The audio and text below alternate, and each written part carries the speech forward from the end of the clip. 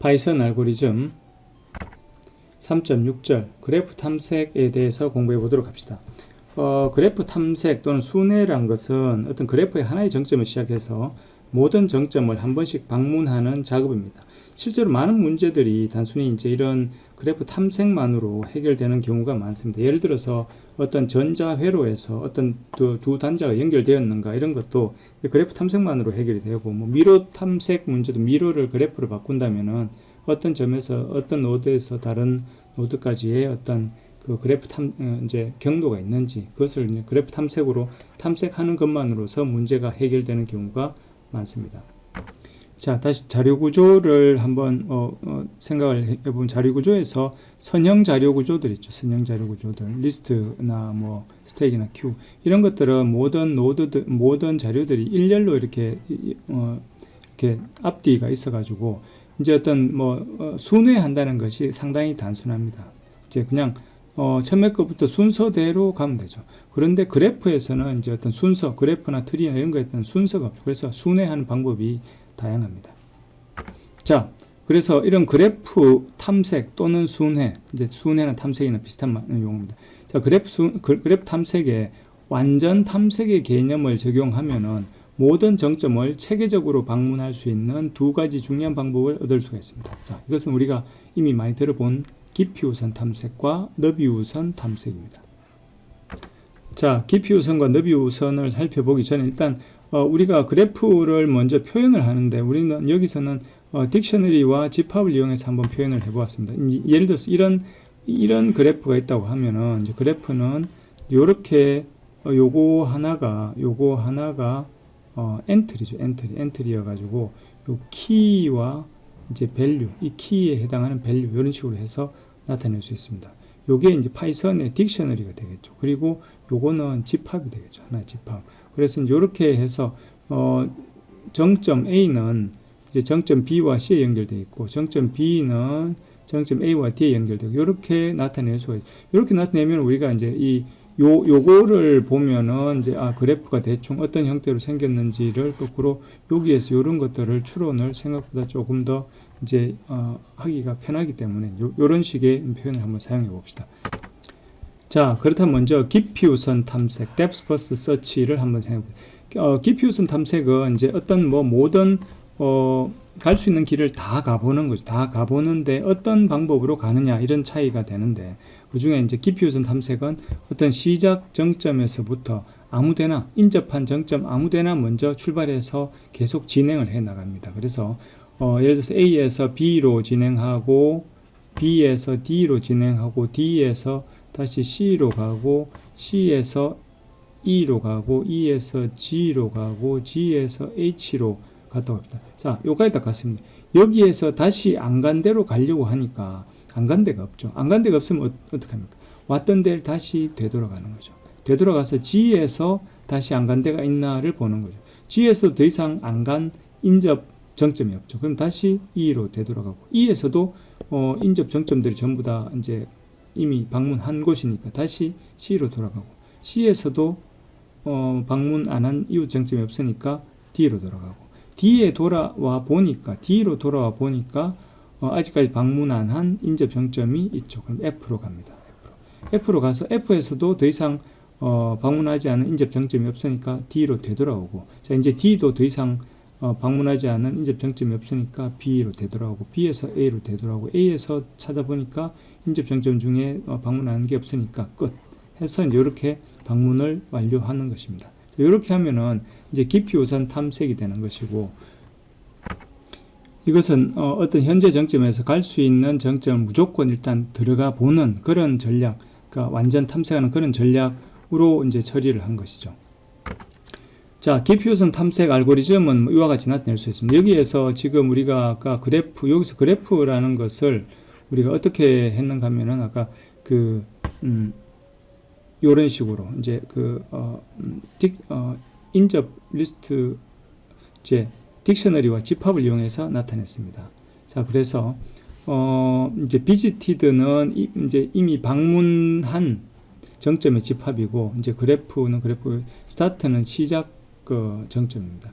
그래서 만약에 시작 정점이 아직 이 비지티드 돼 있지 않으면 이 비지티드라는 집합에 포함되어 있지 않으면은 이제 얘를 s를 이제 이 안에다 포함을 시키는 거죠. s에다 포함을 시키고 이제 스타트를 이제 방문했습니다라고 출력을 하고 그다음에 뭘 하는가 하면은 이제는 이제 그 차집합 연산을 통해 가지고 현재 그래프에 이제 그 이 S란 정점에 인접 정점의 집합이 있는데 그 인접 정점의 집합 중에서 이미 방문한 것은 빼는 거죠. 뭐 이래 요건 방문했고 요건 방문했고 요게 차집합 연산입니다. 아까 앞에 걸로 이제 그래프를 표현하면 요게 빼기를 쓰면은 이제 지금 요것도 집합이고 요것도 집합입니다. 집합에서 집합을 빼면은 NBR이란 새로운 집합이 나오는데 이 집합은 결국 뭐가 되느냐? S의 인접 정점 집합 중에서 아직까지 방문하지 않은 정점들만 남은 그런 집합이 됩니다. 그래서 그 집합, 방문 S의 스타트의 인접 정점 중에 아직 방문하지 않은 집합에 있는 모든 정점에 대해서 다시 그래프 탐색을 똑같이 DFS로 순환으로 방문을 하면 되겠습니다. 자, 이 알고리즘 우리가 그 그래프를 조금 더 복잡하게 표현을 하니까 이제 알고리즘 그래프를 좀 더 복잡하게 표현을 하면 이제 그 딕셔너리와 집합으로 그렇게 딱 표현을 하면은 사실은 이 알고리즘은 훨씬 더 직관적으로 이제 우리가 생각을 할 수가 있는 거죠. 이제 그래서 이렇게 이제 파이썬을 사용하는 거의 장점이라고 볼 수도 있습니다. 자, 어쨌거나 이렇게 하면은 이제 시간 복잡도를 한번 생각을 해봅시다. 정점의 수가 n이고 간선의 수가 2라고 한다면은 자, 우리가 딕셔너리 말고 이제 인접 리스트 이제 그 어떤 그래프를 인접 리스트와 인접 행렬로 표현할 수 있는데 인접 리스트로 표현을 한다면은 요게 이제 n 더하기 2 이제 모든 정점들을 다 방문을 해야 되는 식이 되니까 n 더하기 2가 되고 인접 행렬로 표현하면은 그 딕셔너리와 집합으로 표현하면은 이게 집합을 어떤 식으로 구현하는가 이런 거에 따라서 사실은 좀 시간 복잡도가 좀 약간 계산이 좀 복잡할 수가 있습니다. 그래서 이제 이제 알고리즘을 이런 식으로 나타내고 우리가 이제 그래프를 인접 리스트로 나타내는 경우 인접 행렬로 표현했다고 생각을 한다면은 이제 그 시간 복잡도가 이런 식으로 나옵니다. 요 n 제곱이란 건 어떤 하나의 로에서 이제 어떤 하나의 집합 그 정점에서 여기 갈 수 있는가 아닌가를 항상 여기 n 개를 다 검사를 해봐야 되기 때문에 요런 게 n 개 있기 때문에 이제 해보면 n 제곱이라는 이런 시간이 걸립니다. 인접 행렬로 나타납니다. 인접 리스트로 하면은 이게 이제 A에서 이제 정점들이 이렇게 리스트로 이렇게 매달려 있기 때문에 이제 요거의 개수 그러니까 이거의 개수를 모든 게 다 더하면 2개가 되죠. 그래서 2가 됩니다. 자, 어쨌거나 이제 요거에 대해서는 조금 이제 한번 생각을 해봐야 될 텐데 이제 인접 리스트나 인접 행렬로 표현하는 거에 따라 가지고 이제 그 DFS 알고리즘 시간 복잡도가 약간 다르게 표현될 수 있다는 크게 중요하지 않습니다.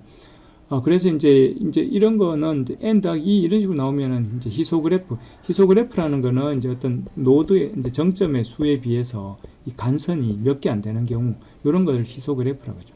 히소그래프에서는 2의 개수가 요 간선의 개수니까 이제 히소그래프에서는 요 인접 리스트 표현이 조금 더 유리할 것입니다. 그런데 만약에 이게 이렇게 간선이 되게 많아. 이제 예를 들어서 완전 그래프라는 것은 모든 정점에서 나머지 모든 정점까지의 간선이 다 있는 거죠. 만약 그런 완전 그래프 같은 거에서는 어차피 E가 n 제곱에 비례할 거니까 결국은 이제 인접 행렬 표현이 훨씬 더 간단하게 나타낼 수 있는 걸로 좀 더 이제 조밀 그래프에서는 이 방법이 조금 더 유리하다. 유리하다는 것이지 절대적으로 좋다 이런 것은 아닙니다. 자, 어쨌거나 우리가 DFS 알고리즘을 살펴봤는데 DFS 알고리즘은 이제 그래프 탐색에 이제 완전 탐색 전략을 적용한 이제 첫 번째 예가 되겠습니다. 자, 두 번째 전략은 이제 너비 우선 탐색입니다. BF Breadth First Search라고 합니다. 이것은 그냥 거리에 따라서 탐색을 하는 방법이죠. 그래서 만약 A에서 출발하면은 이렇게 되면 A에서 출발하면은 A에서 가장 가까운 걸 먼저 탐색하고 그 다음 가까운 걸 탐색하고 그 다음 A에서 그 다음 가까운 게 뭡니까? G도 G, F, H는 어떻습니까? 가장 뭡니까?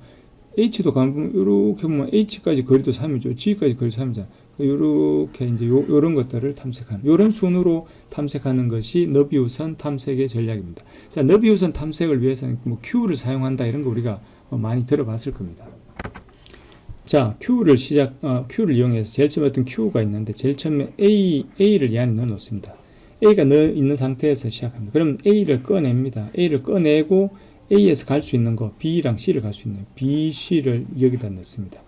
그 다음에 꺼내면 B가 나오겠죠. 그 다음 꺼내면 C가 나오고. 자, B를 꺼내면 B에서 갈 수 있는 거 D를 또 집어넣습니다. 그 다음에 C를 꺼내겠죠. C를 꺼내면은 C에서 갈 수 있는 E를 또 D에 집어넣습니다. 그럼 요게 아까 D이고 요게 E이고 그렇죠. 자, 그러면은 그 다음 꺼내면 또 D가 나오고 그 다음 E가 나오고 D가 꺼내지면은 뒤에 F가 들어가고 E가 꺼내지면은 뒤에 G랑 H가 들어가겠죠. 이런 식으로 하나씩 꺼내면서 이제 꺼내진 그 정점에서 이제 또 갈 수 있는 이제 인접 정점을 계속 이제 뒤에 삽입하고 이제 앞에서 가장 먼저 들어간 것을 꺼내고 이런 식으로 하면은 너비우선 탐색이 된다는 거예요. 그래서 모든 이제 요 순서를 보면 A, B, C, D, E, F, G, H는 A에서 B, C, D, E, F, G, H네요. 요게 전부 다 같은 요 세 개는 거리가 같은 거니까. 자, 이런 식으로 방문을 하는 것이 너비우선 탐색입니다. 이것도 이제 완전 탐색을 적용한 그래프 탐색의 완전 탐색을 적용한 예가 되겠습니다. 이런 BFS 알고리즘은 Q를 사용합니다. Q를 사용하는데 뭐 우리가 Q는 이제 스택보다는 조금 더 파이썬에서 바로 사용하기가 좀 못하니까 이제 Q라는 그런 모듈을 사용할 수가 있습니다. 뭐 Q라는 모듈을 사용할 수도 있고 뭐 여러 가지 방법이 있겠죠. 아니면은 뭐 그 서큘러 Q를 우리가 만들어서 사용할 수도 있고. 자, 그래서 뭐 Q에다가 이제 Q를 사용하는 Q 모듈에 Q라는 클래스를 사용합니다. 그래서 Q를 하나 만들어서 제일 처음에는 시작 정점을 Q에다 넣고 이제 Q가 공백이 아닐 때까지 Q에서 하나를 꺼내 가지고 그걸 출력하고 그 다음에 그 정점의 인접 정점에서 이미 그 탐색된 정점을 빼면은 요러면은 뭡니까? 방금 꺼낸 정점의 인접 정점들 중에서 V의 인접 정점들 중에서 이미 탐색한 것은 빼고 나머지 아직 탐색 안 한 것들만 가지고 NBR이라는 이제 그 집합을 만드는 정점 집합을 만드는. 그래서 그 정점 집합에 있는 모든 정점에 대해서 이제 visited 이제 방문했다라고 집어넣고 이제 Q에다가 그 정점을 집어넣는 것입니다. 자, 이것에 대한 복잡도도 앞에서 이제 지금 뭐 요렇게 이제 딕셔너리와 집합으로 그래프를 나타냈을 때는 이제 요 알고리즘을 아주 간단하게 나타낼 수가 있다는 것이고 실제로 이제 복잡도는 요 이제 요렇게 나타내지 않고 이제 인접 리스트로 표현한 경우와 인접 행렬로 표현한 경우는 다시 앞에서처럼 똑같이 이제 분석을 해보면은 그것도 마찬가지로 이제 n 더하기 2 뭐 n 제곱 이런 식으로 됩니다. 그래서 요거는 이제 그 스파르스 그래프 그러니까 그 희소 그래프 같은 데는 이제 요 인접 리스트가 조금 더 유리하고 덴스하고 아주 그냥 컴팩트한 그런 이제 그 간선의 개수가 정점의 개수에 비해서 상당히 많은 그런 데는 인접 행렬이 훨씬 더 편하게 사용할 수 있다라는 것입니다. 그래서 뭐 복잡도는 이 정도. 그래서 이제 BFS도 이제 완전 탐색 전략을 그래프 탐색에다가 적용한 두 번째. 그래서 완전 탐색 전략을 그래프 탐색에 적용한 두 가지 시스템적인 그런 탐색 알고리즘이 DFS와 BFS다라는 것입니다. 자, 책에 보면은 이런 알고리즘에 대한 어떤 테스트 코드들이 있습니다. 그래서 책에 있는 코드들을 한 번씩 이렇게 해서 한번 돌려보시면 좋을 것 같습니다. 그래서 뭐 시작 정점을 바꿔보고 이런 식으로 하면 될 것이고, 요것은 이제 그 각각 그래프를 요런 그래프를 이제 딕셔너리와 집합, 요게 딕셔너리고 요게 지금 집합입니다. 그래서 요렇게 해서 이제 A, B, C, D 전부 다 앞에 있는 것처럼 요렇게 이제 표현을 쭉 한 다음에 그걸 가지고 이제 DFS를 돌리고 BFS를 돌리면은 이와 같은 결과가 나옵니다. 그래서 뭐 출발 정점도 좀 달리 해보고 이런 식으로 해서 이제 실제로 알고리즘이 이제 내가 생각하는 대로 동작이 잘 되는가 이걸 꼭 확인해 보시기 바랍니다.